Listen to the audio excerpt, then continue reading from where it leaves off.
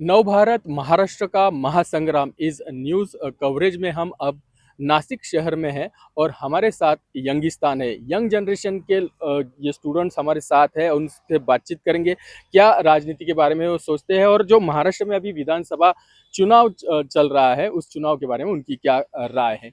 मुझे पहले बताइए कि जब आप वोटिंग करते हैं तो वोटिंग करते वक्त आप क्या सोचते हैं, मतलब पॉलिटिकल पार्टी के बारे में सोचते हैं या स्थानिक मुद्दों के बारे में सोचते हैं या कोई नेता का चेहरा देख के आप वोट करते हैं? जब अगर स्टेट की बात की जाए तो अगर स्टेट की अगर आप वोटिंग के देखा जाए तो जो स्थानीय मुद्दे रहेंगे राइट। उन्हीं के रिलेटेड हम वोट करते हैं। हम्म, और अगर एज अ सेंटर रहे तो फिर कोई अगर नेता हो तो हम्म। उसको चूज करना पसंद करेंगे। अ, आप बताइए कि आप जब वोटिंग करते हैं, अभी महाराष्ट्र में चुनाव होने जा रहे हैं और वोटिंग आप क्या वोटिंग करेंगे कि नहीं? हाँ, करूँगी। हाँ, तो वोटिंग जब करते हैं तो आप क्या सोचते हैं कि क्या पार्टी के बारे में सोचते हैं या कोई जो व्यक्ति है, नेता है उनके बारे में सोचते हैं? मैं पर्टिकुलर व्यक्ति, नेता के बारे में सोचती हूँ, उसकी काबिलियत देखती हूँ और आगे आने वाले सालों में वो हमारे लिए क्या कर सकता है, ये देखकर मैं वोट करती हूँ। आपको क्या लगता है कि क्या करना चाहिए युवकों के बारे में, युवकों के लिए क्या सोचते क्या है आप?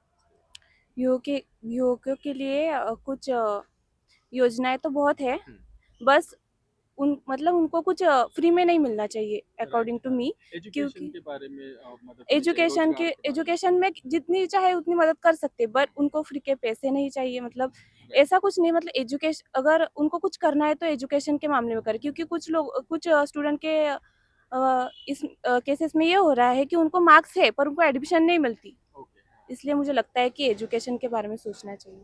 आप क्या सोचते हैं कि अभी महाराष्ट्र का विधानसभा चुनाव चल रहा है, जो महायुति है उसके अगेंस्ट महाअघाड़ी लड़ रही है, तो आप ये दोनों को कैसे कंपैरिज़न करते हैं? आप इसके बारे में बोल।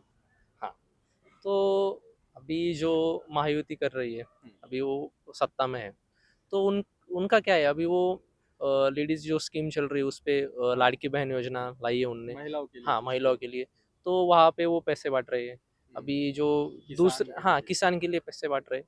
मुझे ये लगता है कि उनको ये जो पैसा है, उनको बाँटने से ज़्यादा यूथ के स्किल डेवलपमेंट पे लगाना राइट, चाहिए।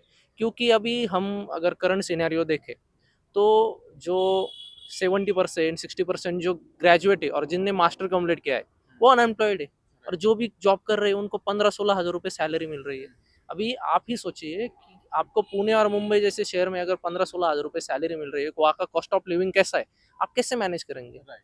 तो उनको अच्छी सैलरी मिले, उनका फ्यूचर अच्छा हो, तो इसके लिए उनको जो भी पैसा है उनको यूथ के स्किल डेवलपमेंट पे खर्च करना चाहिए।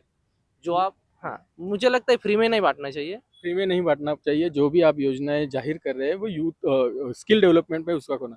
आप क्या सोचती है जो लाडली बहना जो है उसका फ़ायदा होगा इस सरकार को? जैसे कि महिलाओं को 1500 रुपए मिलने वाले हैं या तो फिर स्टूडेंट्स के लिए स्टाइपेंड दिया है, तो क्या इन योजना के बारे मुझे ऐसा लगता है कि बहुत से महिलाओं ने उसका फ़ायदा लिया है इस योजना का, लाडली बहन योजना का। तो इन्होंने जो ट्रिक यूज़ की है मिलने की जो ट्रिक में? यूज़ हाँ, की है महायुति सरकार ने, तो वो मुझे लगता है कि बहुत सी महिलाएँ उस अमाउंट को लेके मतलब उस पार्टी उसका को वोट देंगी। वोट दे सकती है। दे सक मतलब ये जो ट्रिक इनका कहना है कि ये जो किया है उसका फ़ायदा हो सकता है, ऐसा इनका मानना है। आप क्या सोचते हैं कि जब आप वोटिंग के लिए जाते हैं तो किन मुद्दों पर विचार करना चाहिए? मेरे हिसाब से जब हम वोटिंग को जाते हैं हमने हमारे एरिया के लोकल प्रॉब्लम्स देखने चाहिए। जो भी लोकल प्रॉब्लम्स है क्योंकि अभी हम नासिक में हैं, तो हमारे जो भी नासिक के प्रॉब्लम्स है हम उससे लेके डायरेक्ट सीएम के पास नहीं जा सकते। राइट। तो उसके लिए हमने हमारे लोकल एरियाज के लोकल प्रॉब्लम्स देखने चाहिए एंड ऐसा ये चूज़ करना उम्मीदवार। चाहिए, उम्मीदवार ऐसा चूज़ करना चाहिए जो हमारे लोकल प्रॉब्लम्स में हमें हेल्प कर सके।